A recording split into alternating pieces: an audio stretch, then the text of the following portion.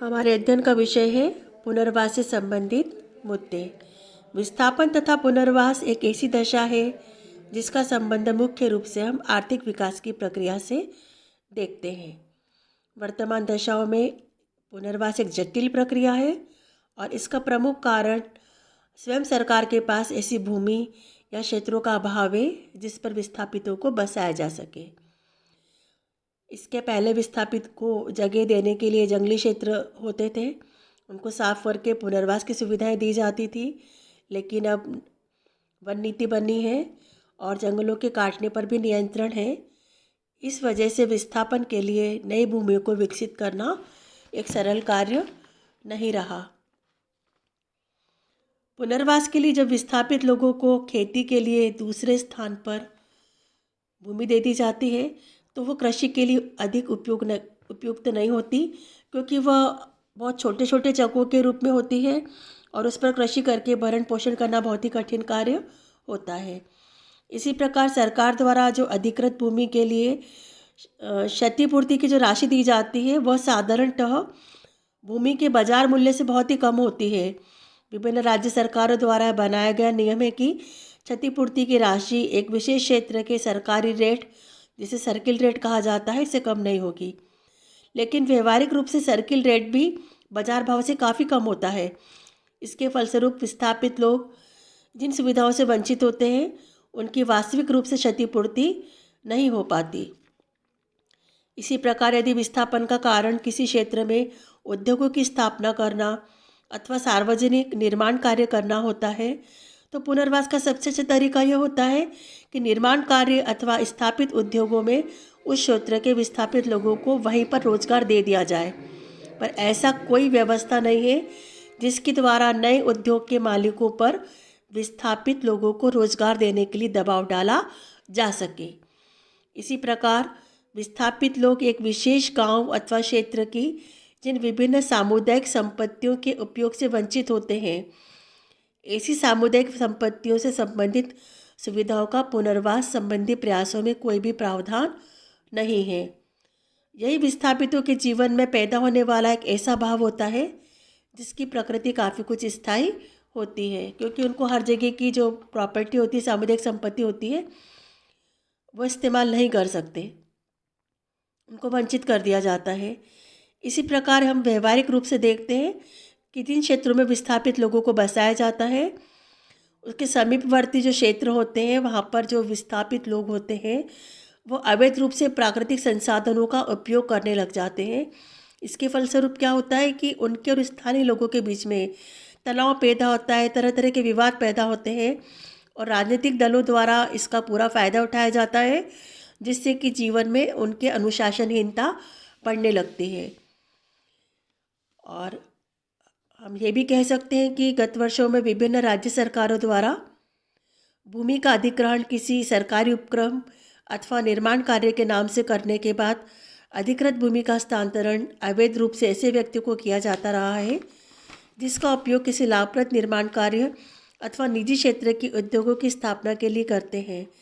ऐसी दिशा में विस्थापितों को पुनर्वास की सुविधाएं प्राप्त नहीं हो पाती जिसके लिए वो हकदार होते हैं। निजी उद्यमियों द्वारा सरकार को पुनर्वास संबंधी जिन सुविधाओं का विवरण दिया जाता है और वो विभिन्न विभागों में हम देखते हैं कि भ्रष्टाचार के कारण वो फाइलों तक ही सीमित रह जाता है, उनको पूरा फ़ायदा नहीं मिल पाता।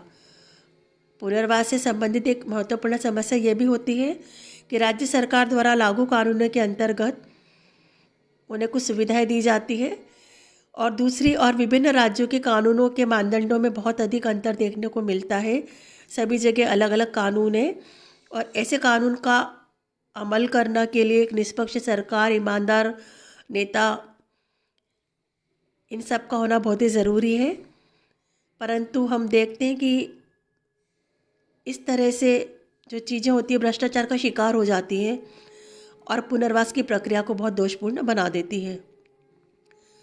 अगर हम देखें तो ऐसे उदाहरण की भी कमी नहीं है जब विशेष क्षेत्र से विस्थापित होने वाले व्यक्तियों को एक लंबे समय के बाद भी खेतों और आवास के लिए भूमि नहीं दी जाती।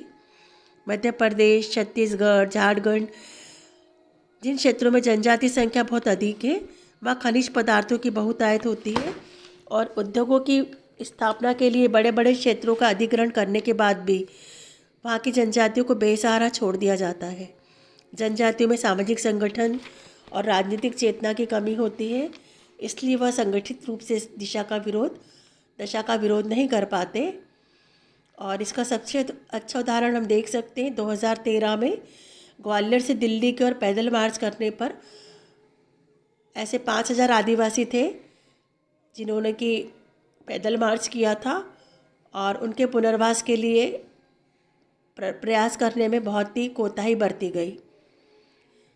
तो इस प्रकार से हम देखते हैं कि पुनर्वास से संबंधित सभी दशाएं और समस्याएं यह स्पष्ट करती है कि वर्तमान स्थिति में पुनर्वास की प्रक्रिया एक जटिल प्रक्रिया मानी जाती है। और आप बता सकते हो कि सन 2007 31 अक्टूबर में एक व्यापक राष्ट्रीय पुनर्वास एवं पुनर्स्थापन नीति घोषित की गई थी। वर्तमान में यही नीति वह आधार है जिसके अनुसार सरकार द्वारा पुनर्वास संबंधी विभिन्न प्रयास किए जाते हैं। पुनर्वास नीति के अंतर्गत प्रत्येक राज्य में पुनर्वास तथा पुनर्स्थापना आयुक्त को नियुक्त करने का प्रावधान किया गया है, जिसका कार्य समुचित एजेंसी के माध्यम से देखना है कि विस्थापित परिवारों में प्रत्येक परिवार में एक व्यक्ति को रोजगार के अवसर मिले और उसे यह भी देखा जाएगा कि विस्थापन के फलस्वरूप प्रभावित क्षेत्र में लोगों को सामाजिक रूप से क्या क्षति पहुंचती है। यदि विस्थापित लोगों को कानूनों में जो सुविधाएं उल्लेखित है वो प्राप्त नहीं होती तो उन्हें शिकायत का अवसर है, आयुक्त के सामने वो अपनी शिकायतें रख सकता है। और आयुक्त का दायित्व होता है कि वह पुनर्वास संबंधी सुविधाओं का निरीक्षण और मूल्यांकन करे और अपनी रिपोर्ट राज्य सरकार के सामने प्रस्तुत करे। तो इस प्रकार हम देखते हैं कि राज्य सरकार द्वारा विस्थापित लोगों के लिए पुनर्वास के लिए एक अधिसूचना जारी करके किसी भी क्षेत्र को पुनर्स्थापना क्षेत्र के रूप में घोषित किया जा सकता है। सरकार के द्वारा व्यवस्था की गई है कि प्रत्येक उस विस्थापित परिवार जिसके पास अपना घर हो तथा उसका घर अधिग्रहण के अंतर आ गया हो, उसे ग्रामीण क्षेत्र में अधिक से अधिक 250 वर्ग मीटर तथा शहरी क्षेत्र में 150 वर्ग मीटर का क्षेत्र आवास के लिए दिया जाएगा। और इस प्रकार हम देखते हैं कि राजस्थान सरकार ने 2014 में ये व्यवस्था की है कि किसी भी विस्थापित परिवार को अपनी भूमि के बदले मिलने वाला मुआवजा उस क्षेत्र के सर्किल रेट से कम नहीं होगा। और वास्तविकता तो यह है कि केवल कोई नीति घोषित करने से या पुनर्वास संबंधी विभिन्न प्रावधान निर्धारित करने से इस समस्या का समाधान नहीं होता। ये स्थिति जब और जटिल हो जाती है जब विस्थापन और पुनर्वास का मुद्दा राजनीतिक रूप ले लेता है और विशेष क्षेत्र के लोग विभिन्न प्रकार के आंदोलन का सहारा लेने लगते हैं। तो इस प्रकार हम देखते हैं कि विस्थापन और पुनर्वास से संबंधित कई मुद्दे हमारे सामने हैं जिनका समाधान करना बहुत ही ज़रूरी है।